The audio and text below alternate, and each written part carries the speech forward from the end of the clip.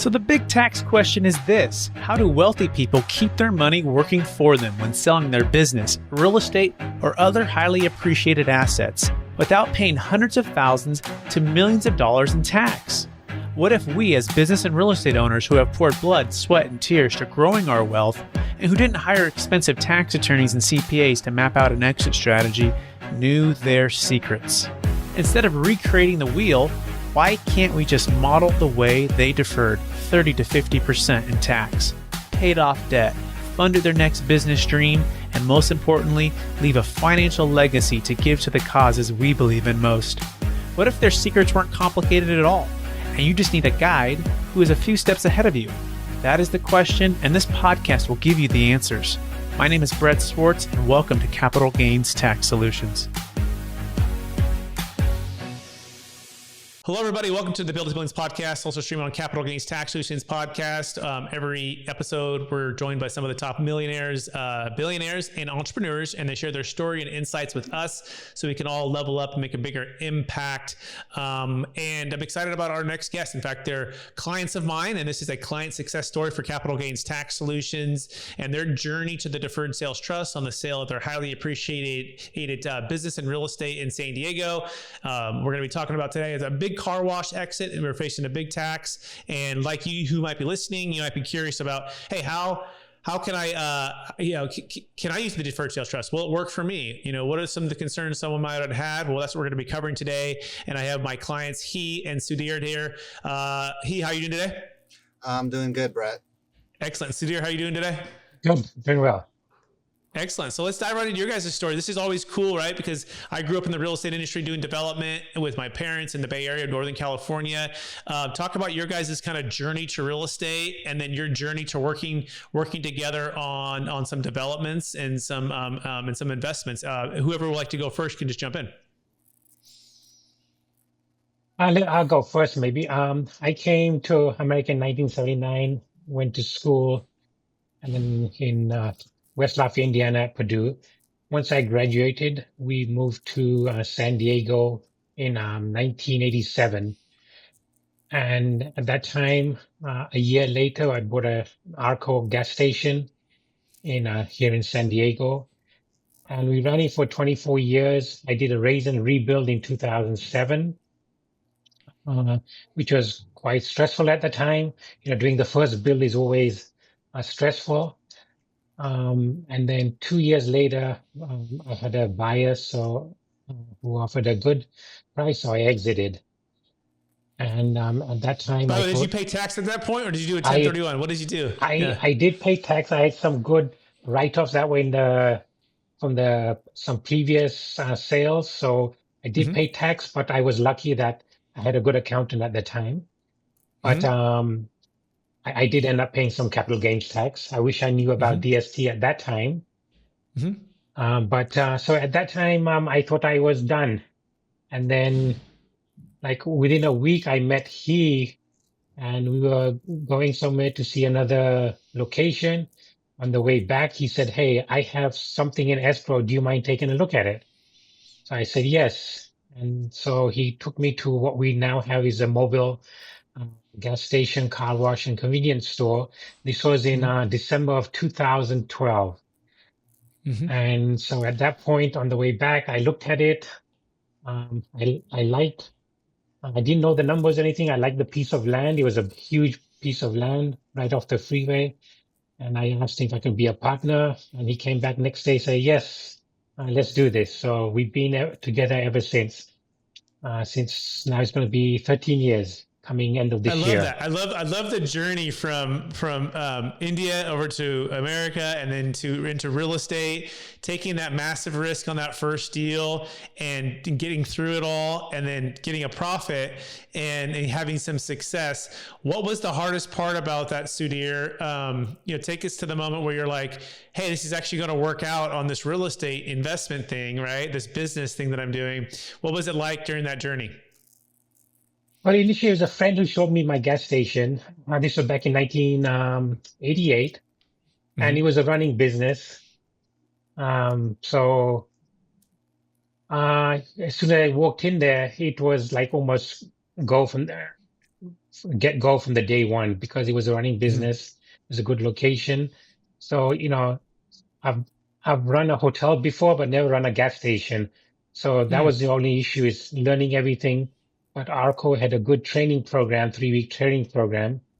Mm. And my friend who already had an Arco, he took a look Mhm. at all the numbers and he said you'd have no problems. So that was stress free. But the biggest stress was when I was leasing it from Arco for about 22 odd years. And when I purchased it from them, they had a stipulation that I have to raise and rebuild. Mm. And then that was back in 2007. And then I did the The raise market and shifted between there, right? I mean, it's not cover over that. I mean, the whole world changed in late 07, 08, and you're in the middle of this whole construction redevelopment. That must have been very stressful, it yeah? was very stressful because I was during the recession. I had a bank loan ready from Citibank. Mm-hmm. And then the recession hit and they said, you know what? We can't do the loan anymore. And they were a Wow. preferred lender. And all of a sudden, like within 5 or 6 months of construction, they said no. So it was very, very stressful at that time. And I had to rebuild it. So I found a private lender who Mm. was living just down the road many years ago. And he said, without, You found an angel is what you found there I because found I mean, an that was angel. really hard. Yeah, it's a great story. Yeah. Yeah. Hey, why don't Without, you jump in? Yeah, go ahead. Go ahead. Yeah, without Sudhir. blinking an eye, he knew where the land was. His kids used to come to Yeah. that gas station to buy Oh, drinks. They went to high school. He goes, I know yep. exactly that location. So Mm-hmm. yes, I'll give you a loan uh, until construction is done for 2 years. Wow. So he was a real angel. That is amazing. Okay, let's dive into He's story a little bit, and then we'll connect to how you guys got together again. So, tell us a little about your story into real estate, and even just your story backing up, a little bit before all the real estate stuff. Yeah. Yeah. I grew up in San Diego, went to school, college here. And, I've always wanted to be in business for myself. I have a finance background, so I worked in corporate finance for about 5 years right after college. And then around 2004, I bought our first gas station, which is on leased land, and it was also an Arco, and that's kind of like how we first met each other, Sudhir. Around 2005, 2006, something like that. Arco would have these meetings, and we would just kind of casually say hi to each other. So we kind of knew each other over the years. Mm-hmm. Kind of didn't really keep in touch, but yeah, I mean fast forward a few years, we had kind of sold that gas station and was looking to buy something. We had another gas station, but we had this extra money, and we had this gas station that was in escrow, and just at the time, I know Sudhir called and said he was selling his, and we kind of got together. Yeah, had a nice conversation. Just you know kind of progress forward, and we had to make a pretty quick decision, and Sudhir, just we kind of had a we didn't really know each other well, but we just kind of like trusted our gut. I mean, my brother was like, "Oh yeah, you sure?" I said, "Well, I think so," and then we just partnered up. We closed escrow quickly. We had a good plan in place to like you know my initial plan was to try to rebuild the car wash, which was like the value add that we were pretty much banking on, in addition to the location and the basic operation. So we saw some upside there together, and yeah. Excellent. I think it's really cool. Like, you never know how the world and real estate and business and all of it comes together. And then all of a sudden you get a chance to meet each other. You guys are both at Arco doing your own thing, kind of have some training or some meetups together. And then fast forward, you're finding yourselves both exiting or being, wanting to do more deals. And then you partner up on a deal and the rest is kind of history. What would you say he has been like the best, if you were to like say our partnership has worked out really well in business, if you had to say one or two things, what do you feel like you guys complement each other on, and how for those out there that are considering partnerships or in partnerships, what's helped you guys stay in a good rhythm? For me, I mean, I don't know if Sudhir knows this, but I kind of look up to him. I feel like he's my partner, kind of mentor. I ask him questions about life and things because he's kind of like a couple steps ahead of me. Mm-hmm. you know and then and at the same time, I really appreciate, he's generally a kind person. And I know that some of the things I do drive him nuts, like, certain, like, I'm kind of more messy, and he's like very, Very and messy. and he kind of lets it go. And I know it like bothers him, but I appreciate the fact that he does let it go. And that, to me, I think that just shows that he's just kind of a compassionate partner. And, I really appreciate that. Aside from all the other stuff, I mean, like, I know just from being partners with my brothers, things can get messy, but you just gotta like appreciate the person they are, and that's what I feel like I can do. So I love that. That's a great summary. Hey, same question to you, Sudhir. What do you feel like was helped make the partnership successful, or what are some of the things you appreciate about working with he? Yeah, he was a financial analyst, so he knows his numbers well. When I was done with my gas station, I wasn't sure about going into business. So we went in with the mobile, but then he's the guy who pushed me a lot he looks around. He's always on the internet, looking on, I don't know, LoopNet or whatever, and finding deals. And he was the one who, did push me. And we were able to go into our next venture as well, which turned out good. So he's good with his numbers. And I feel like he has good instincts too, like instincts for analyzing and then knowing when to take action, but also knowing when to be cautious. If I've learned anything, I've actually learned from he for some investing stuff, which has been cool, which we'll talk about some of the stuff he did with the exit for some of his funds. But I think he has a nice balance, Sudhir, where he doesn't let the emotion take over and he looks at the numbers, but he also knows how to take action. Is that a fair summary? Do you feel like that's his gift too? Yes, definitely. Yes. Yeah. Yeah. But I think he balances well. Yeah. Keep going, Sudhir. Yeah. Yeah. He can be quite cautious sometimes. He's always like has things in the back of his mind, like the DLP. He'll send me like different emails he gets from DLP. Hey, are we safe here? Things like that. Even about the DST. He was the one who found the DST, but he's very cautious. So I know if he comes across something, and if he's ready to do it, then I'm ready to do it. Yeah, this is very interesting, right? Because now let's fast forward a little bit. Well, actually, let's finish the car wash, and then let's get into the DST and how we all met, right? So you guys come together on the partnership, right? And the gas station in San Diego, or the car wash in San Diego, was that the first deal you guys did together? Or was it like the second, or what was that one? That was the second, right? Yeah. So we bought other stuff together, but we've kind of just held on to it. And then I saw this piece of land, and it was perfect for a car wash. There was a lot of development. Talk about what was on the land. This is really cool. I think this is really great because, for those who haven't been to San Diego or haven't had great Mexican food, talk about like what was on the land and the vision you had when you first saw it. Yeah, so there was an empty parcel which was too small. Basically, it was too small. But there was a parcel next door which was which made it just a perfect size. But there was a tenant, a taco shop on there, and so our thinking was that we would try to combine the two parcels, but we needed to work out something with the car with the taco shop owner.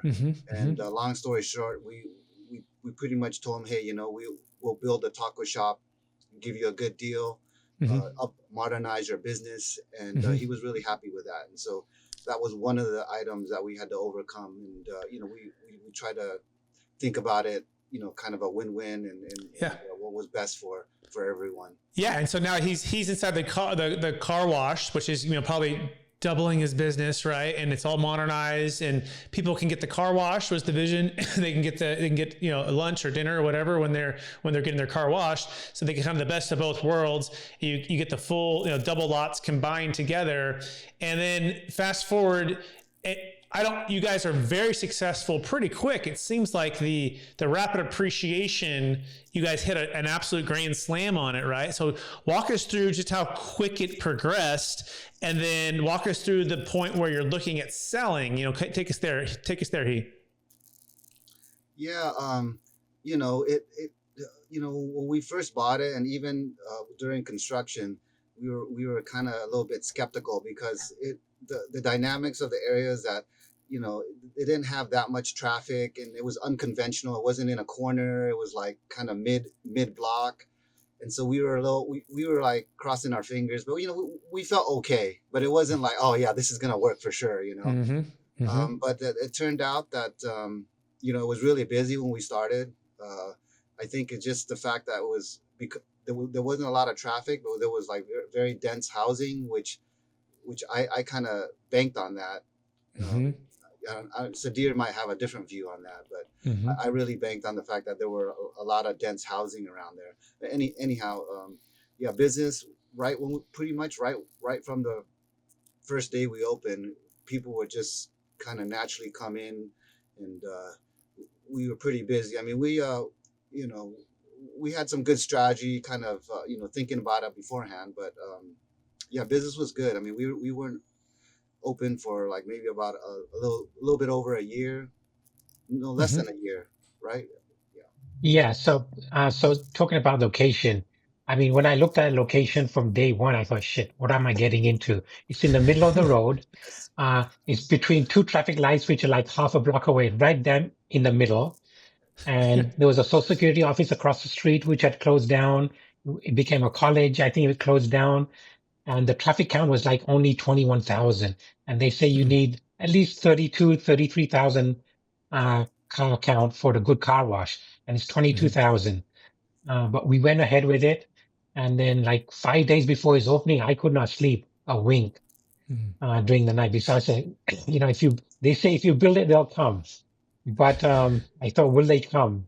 So I had some tough week before his opening, but he had a vision. He went ahead with it. And as soon as we opened, we did our free car washes, what we're going to do for a month. And as soon as we opened, I mean, we got flooded, and it was pretty good. So like 3 weeks or 25 days under, we said, this is not working out. It's too many cars. We need to start doing a paying now. So we didn't even wait the 30 days, right? And then we didn't start doing the pay version, and it just took off. Okay, so fast forward now, the valuation, less than a year, about a year, is through the roof, right? You got the paid model going, the revenue going, and I don't know if he or Sudhir got a call, but all of a sudden you're talking with brokers or you're talking with potential buyers or whatever, and take us to that moment, whoever it was, as you're negotiating and you're like, no, we're not sellers, and then okay, maybe we are at that number. Walk us, whoever wants to tell that part of the story, I think is pretty cool. Yeah, I think, I'm not sure. We contacted, we contacted? Yeah. So, so we just wanted to check to see what kind of value we would get. And through the car wash industry, it's there's only a handful of like big manufacturers. And so I called somebody, and I asked, hey, do you know such and such? And they're like, oh yeah, I can give you their number. So I called them. They're a bigger car wash chain in the area. And I said, hey, these are kind of our numbers. Would you be interested? And they're like, yeah. And then they were expanding so fast. They said, hey, just give us a number. And, I said, okay, well, let me talk to my partner. And then, we went back, and I told Sudhir, I said, hey, we got this guy, they're expanding. They're looking for car washes. They'll pay, whatever, and we kind of talked to each other, and we said, hey, this is like a crazy number. And then we said, hey, and then we went back with this big crazy number, and they said sure. They were like, okay, so now you're like, all right, I guess we're selling this. Well, the other thing was, the other thing, Brett, we weren't interested in selling but the person we eventually sold to, he had built a car wash. Like we opened in August of 2020, right in the middle of COVID. And that was another issue we had, but we were considering essential business. So we were able to start business. But another guy was opening who eventually bought us in January. And that was putting a lot of stress. He's one of the bigger car wash guys in America. And that was putting a little stress. If he opens up a mile down the road, what's that going to do to our business as well? So that was another stress factor we had, right? Yeah, and yeah, so part of the thing that I told him, I said, hey, if you buy us and we make a deal, it'll be good for both of us. You give us a good exit, and you pretty much corner your little area there, which they'll double their profit or whatever. Right. Yeah. So it was a good. I mean, it's a win-win for everybody. Figuring out, just like you found a win-win for the taco stand guy to win-win, and you guys win-win. And so also the interest rates are still low. The market was kind of red hot, right? And so I think the timing and the instinct he and Sudhir for you guys to pull the trigger was really smart. So now take us to the moment you're under contract, and I'll never forget getting the call. Right. And I think you called me, right? And we start talking. And so take us to the moment where you're like, I've got massive capital gains taxes. Oh gosh, like we don't want to overpay in a 1031 exchange, right? We don't want to look at that, or walk us through just the process of finding, capital gains tax solutions in the DST. Yeah. So soon as we kind of like, was pretty sure we're going to close, we didn't have many days. And so at the time, 1031 exchange was okay, but I felt like, we had to force ourselves to kind of like buy whatever's out there. And so I was, this whole time I was kind of listening to real estate podcasts, like just various ones. And I had heard your podcast with some real estate influencer type, and they were talking about the DST, and I said, oh, wow, this sounds really interesting. So, I got the contact, in the show notes, and pretty much got you on the phone just to kind of see what you're all about. Because I thought, hey, this is something that'll give us flexibility and won't force us to like do a replacement right away. We can take our time. And to that point, I think this is really important, right? Because the 1031 exchange, not only does it put you in a time crunch for the 45-day 180, but you have to do equal or greater value and equal or greater debt, right? And for you guys made your money by developing, adding value, building the business, and having the massive gain. So buying the land, for about $500,000, I think, or so, right? And then investing into the car wash and the business for a few $1 million, and then all of a sudden you have multiple big exit way above that. And so in a 1031, you would have to have bought something for equal or greater value, which is the opposite of how you guys made all the money. And it's counterintuitive. Not only that, but number two, you would have to do equal or greater debt at that time. Number three, you'd have to do, you're probably buying at the height of the market, right? So for all of those reasons, that's why a 1031 is not a great idea. So you quickly understood that the 1031 wasn't a good thing. So walk us through as you explored the deferred sales trust, because I think we had like 21 days. I think the quote was, you said, Brett, me and my partners, we have 21 days to make this decision. I found you on YouTube and a podcast, is this thing real? Like, walk us through that, a little bit of the challenge to try to get, emotionally and intellectually, like, is this thing going to work for us? Yeah, I mean, just to boil it down to the main points for me, and maybe a little bit different for Sudhir, but I had talked to Sudhir and my brother about this particular, was that, are we all comfortable with basically transferring the gain and losing total control of, to somebody else? So basically we would pretty much have to trust, Brett, and the other team members. I mean, that was the biggest hurdle. I mean, I think we're able to I was able to kind of overcome and get comfortable with it. But what helped you with that? Because I think this is key. And I think that some of the words here, like, because you have indirect control, you're the creditor, right? You have to still approve of the investments, get the, the view access. But but it is still like you do have unilateral control when you own it yourself, and then you're becoming a creditor, have indirect control. What helped you in that process? Was it speaking with my clients? Was it listening to more podcasts? Like, I'm wondering for those, and then I'll ask the same question to Sudhir in a second, but what helped you to get past that? Or was it truly like, it was a step of faith and trust? We didn't have time to wait. Either it was pay the tax and have total control of, let's say, 60% of the proceeds, or it was, trust and give up some control, and now we can build the wealth together. Help us with that. What helped you get past that? Yeah, so I think for me, it helped because we had a chance to meet in person, face to face. So for me, I like to think about the numbers, but I also like make a judgment about the person, and usually meeting. So when we met in person, that really helped. I mean, and then talking, talking to some of the other, I talked to a handful of other clients. I think that was a big, like, good will booster. So I think those two things. Thank you. Good share. Sudhir, how about you? Yeah, same here. I think when we met you personally, and it's always nice to meet face to face. So that was one. And then we did talk to a couple of people. I think one was here in San Diego, and I don't know where the other one was. But then watching your podcast, we Googled a few people here and there to see who they were.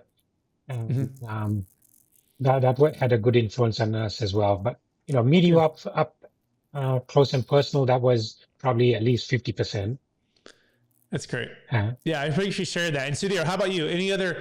He calls you and tells you about the strategy and this potential opportunity, and you hear about it. What else was in the, you talk about CPAs and, because you go from like, okay, we trust Brett, we think he's going to be good. The strategy, because it's usually like the legal part, the trustee part, trusting the trustee, the controls, understanding the fees and the returns. Like what other ones stuck out to you for Sudhir that you had to really overcome, or how did you finally say, yeah, let's go? Well, talking to anybody, you tell them DST, my accountant, DST. Delaware Sales Trust. Delaware Delaware right? Statutory Trust, yeah. Yeah. So that's the only thing that came up. Nobody knew about what this was. I don't think my accountant, who's pretty good right now, still knows anything about it. But my biggest concern was, losing control of the money, like he said. But, we do have like semi double factor authentication where, technically we have to sign for it. But you do have control of the money. But, till now, it's gone fine. That was my main concern, was losing, control of the funds. Let's dive into that, and everyone who's listening too. And so what Sudhir is referring to is they have 24/7 access to view everything online, so they can 2FA into the Schwab accounts where typically the funds go. We use another bank account sometimes as well. We go to places like DLP Capital, Schwab, different real estate investments. Sudhir brought some great ones for hotels that were actually distressed that we bought at a discount, right, which are doing phenomenal. We ended up going into some Bitcoin, which we bought around 40,000 a coin, or the trust did, end up going really high. I think we're over 115,000 or so a coin right now. So you always have to approve of it, right? And so does the trustee. So it's a dual approval, right? And then the trust itself has different layers of transparency. So there's a third-party tax attorney that does all the tax return legal work, third-party tax preparer that's all the P&Ls for the trust and tax returns, trustee, that's us. We have a lot of third-party private equity or private debt companies. That's great, right? So what was it for you? What helped you to get through the control piece, and anything else that you want to help for anyone else who's listening right now for that one? Yeah, I think people for people that are like uber concerned about the control aspect of it, there is an option to do your own LLC, right? You can move some some of the funds over there, and if you do that, you in essence kind of get more or most of that control back. So I think that's more of a good relief valve, or if if that's a concern that you can't Yeah, overcome. let's walk through that. I think this is really important. This is the joint venture partnership with the trust. And so an example would be, let's say that Sudhir and he want to build another car wash, which I think they probably will at some point with the trust as a joint venture partner, once the land values and the different opportunities come. In fact, I think you guys were looking at a couple that just didn't work out recently, but there'll be more, right? You can set a new LLC and the trust can silently put the money in, and it could be the down payment for the development project, or buy the land, or develop the business, right? So that's called the joint venture partnership. And so that's a great point. It's kind of like a self-directed IRA. And so now the trustee still has to approve of that investment, right? And so there's still some checks and balances there so that we stay within the guardrails within the trust. But that's a great point. It didn't prevent you guys from doing what you would want to do. It just enhanced the ability for the timing piece. So you want to walk through, you give up some controls, but you really get back tons of leverage, right? Because now you can buy at the timing that's optimal for you. You want to walk through that? Yeah. No, that's a great point. I think that is probably the hidden benefit that people considering this. That's a huge can give you a lot of good upside. I mean, flexibility and options. So yeah, I would say that's probably one of the biggest benefit aside from the other tax stuff. Yeah, and while we finish out on the control piece, has there ever been a moment where I've let you down, right? Where I, as far as this is how I said we're going to do it, this is how we go about doing it, this is what we can do. At any point, we figure out what's, basically present opportunities. Sometimes you present opportunities to invest. Sometimes I present opportunities to invest. We come together and we have figured it out. But have I ever let you down is a good way to put it, He? No, you've been great. Good. So Yeah, same question. Same here. Yeah. No, you haven't let us down yet, and I don't think you will either. But in fact, it's been nice being in partnership with you, because you've shown us a lot of things in the meantime that we wouldn't have found on our own. Where to put the money that we have sitting around. We put it in different ventures that you showed us, which we would never have found. And you have access to, all these clients that you have who are showing you different things. So we have access. It's become like a network, putting our idle cash into different entities, getting, 10, 11% return. Whereas, we might put into the stock market or just let it sit at 4%. And having rest us nice in the stock market, but you've helped us network with others to at least find where we can park our cash while it's not doing anything. That's been one of the big upsides. That's awesome. Or Sudhir, actually, before we go back to that, thank you for sharing that. And that's exactly right. We really approach it like a real estate investment advisory approach. That's what we're really good at. And most of our clients are like you guys. They're business owners and real estate owners, and they made all their money mostly in business and real estate. Not that we don't diversify and go into the stock market or look at different things. And in fact, he was really instinctually, timing was perfect with even a couple stocks that the trust has invested into that we've looked at together and invested, plus Bitcoin at a great price. And then DLP has been phenomenal for us. And so, yeah, these things all really start to stack in the momentum of it, and it helps you to diversify. And were there any, Sudhir, was there anything else about it that was, surprising or helpful that you really want to share with anyone? Anything that you've seen that, or experienced that would help people as well? Well, when we went to the DST, it was very complicated. We didn't know what we were getting into. And to this day, I still don't understand every aspect of it. Like, the 8% loan, how that works. But other than that, if we ever have questions, you or one of your team members are always there to answer it through email, or you always get back to us if we have any questions. So, yeah, other than that, no, I think everything so far is running smoothly. Good.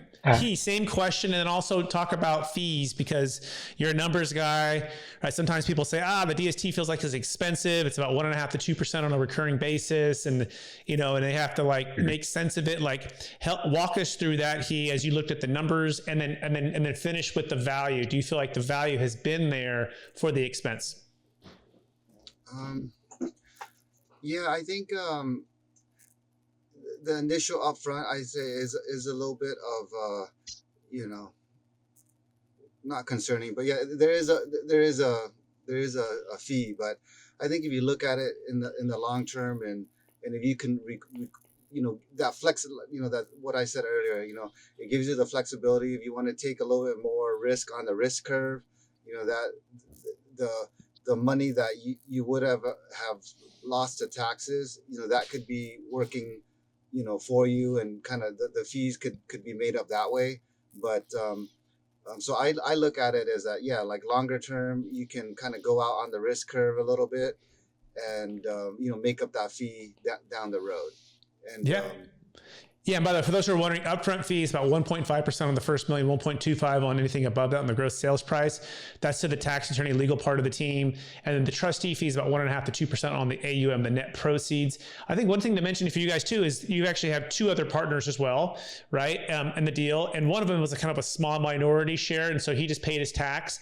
And then there was 3 trusts created. And so each of you have a trust that owes you money, right?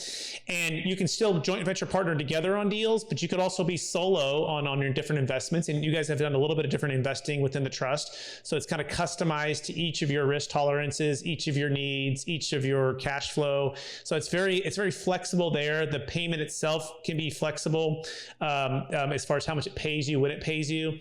The other piece on the fee part I think is important for everyone to understand is that the trust is not just deferring the capital gains tax and depreciation recapture, it's also deferring the income tax year in and year out to the extent that you're not receiving it in a given year.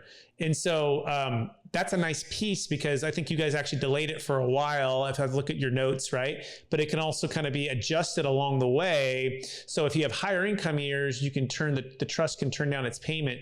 And then if you have lower income years, the trust can turn up the payment, and it can really be used to compound the income tax deferral is a powerful part of this.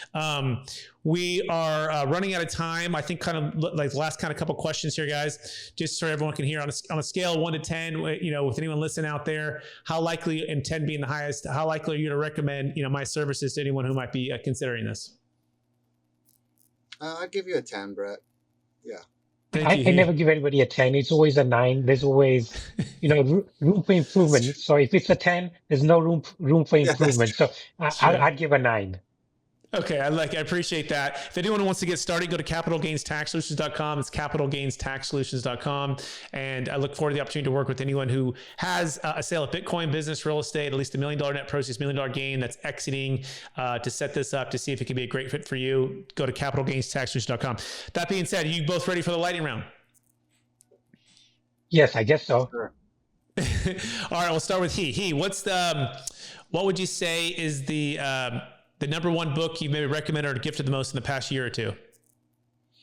I still like Rich Dad Poor Dad. I mean, that's just an old classic. It's just something I try to get my kids to read it. It's just a fun book. I mean, that's a great book. Sudhir, same question to you. I'm not much of a reader. I have a bunch of books sitting downstairs. I don't know which book I would recommend. Okay, that's okay. It could be a podcast. It could be a YouTube channel. It could be anything like that. Anything that you like content that you like to that's been really helpful. Well, Capital Gains Tax Solutions. I still have to listen to that. I love it. My podcast. Yeah, I still have to listen to that to understand how everything works. It's good. I love it. So it's still a learning process. That's good. I love it. Next question. What are you most curious about, these days, just in general these days? I've been, I've shifted kind of my focus. It was like the last 10, 15 years have been real estate, and now I'm more like digital asset stuff. That's been kind of my core focus, because I feel like everything is going to be more digital, and the analog is just going to be less and less. But that's something I'm just kind of interested in. That's most of my listening, podcasts, education, aside from, the other basic daily news and stuff like that. So. Beautiful. Same question to you, Sudhir. What do you think? What are you most curious about? I'm just curious about AI, how the next 10 years are going to be like. The last 20 years has been a big shift in technology, and I'm just curious how my daughter will have things in the next 10, 15 years. They're just going to have something amazing. So I'm just curious what's going to happen in the next 5 to 10 years when it comes to AI. Spot on. And we'll just finish with this last question and we'll wrap it up. What would you say is after all your success, building the wealth you've built and, and your family and all of the different things, how do you best stay centered in your values and then also stay charged up to charge for the next big goal? I'm a pretty low key person, and I just try to focus on my family. I just try to be be helpful to others. Even the employees that I have. I mean, I'm their boss, but I try to be a better person tomorrow than I was today, and I think that's how I'm gonna kind of try to live my life going forward. And I mean, that's what I've been trying to do. Yeah. So. I love it, Heath. Thank you for sharing. Sudhir, same question to you. How do you best stay centered in your values and then stay encouraged to charge forward for new goals? Well, I don't have any new goals unless he comes up and he says, "Hey, I've seen this. Let's go ahead with it." So, like I said, we had a good payout, and in the money I get I started taking payouts from the DST. If I can maintain that, I think I'll be fine. My daughter will be fine. I think that's it. That's awesome. Sudhir and I want to just first of all thank you both for being great clients. I feel like we've become good friends. I feel like it's been a great, equitable, in a sense, kind of like a partnership, right? It's kind of like the way we approach this, and I feel like I'm a part of like the team now, right? I get to be part of your guys' team, which you guys have a great team going, and it's really an honor. And I'm just so grateful that you said yes. That you had 21 days to close. You had a lot of pressure, and you had faith, and me and us and my team and the DST, and it's been a success, for all of us. And so thank you. For anyone out there who would like to connect with you guys, if they're a potential lead, and with your permission, would it be okay if they were to maybe reach out to you if I connect them offline with you to share your story? Is that okay, he and Sudhir? Yeah, yes, sure. That'll be fine. I'm still learning, but I'll let them know as much as I do. Exactly. Perfect. Well, thank you both. And also want to thank all of our listeners out there listening to the Capital Gains Tax Solutions in the Build to Billions podcast. We're on this journey to scale it from millions to billions. So we give more all over the way to help MVPs. We do this practically through the Capital Gains Tax Solutions, DST, exit plans for Bitcoin, business, and real estate. Please share this with someone who could make a massive difference in their lives and on their next exit. And thank you so much. I'm Brett Swarts, and we'll talk to everyone again real soon. Bye now. You have just listened to another information-packed episode of Capital Gains Tax Solutions with Brett Swarts.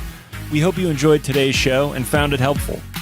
Visit capitalgainstaxsolutions.com to access the show notes and to access more resources. Don't forget to leave a review and join us again next time.